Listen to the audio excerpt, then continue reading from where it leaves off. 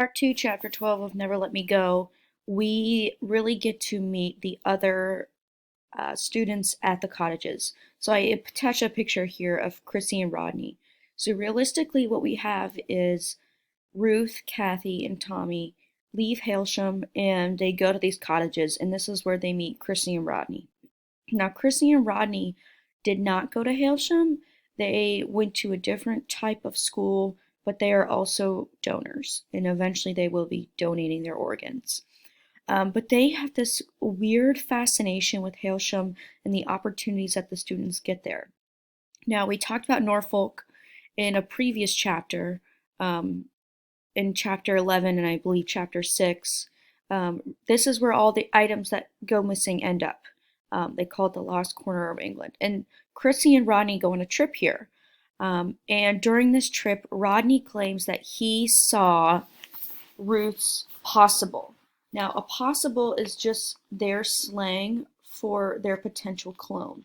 So, not only are these students that came from Hailsham donors as well as Chrissy and Rodney, but they are cloned from somebody else. Since each of us was copied at some point from a normal person, there must be for each of us somewhere out there a model getting on with his or her life. This meant, at least in theory, you'd be able to find the person you were modeled from. That's why, when you were out there yourself, in the town's shopping centers, transport cafes, you kept an eye out for possibles. The people might have been the models for you and your friends. So once Ruth and Kathy go on their walk together and Ruth finds the magazine on the ground, she's so infatuated with the fact that what could her life possibly be like, hence possible.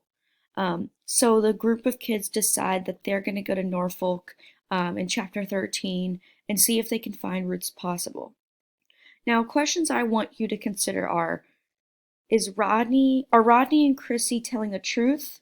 Did they really find Ruth's possible? Um, what's the point of going to find your DNA clone? Um, are you surprised that they are cloned? And realistically, do you think it's okay for these students to be envisioning what their model's future is like?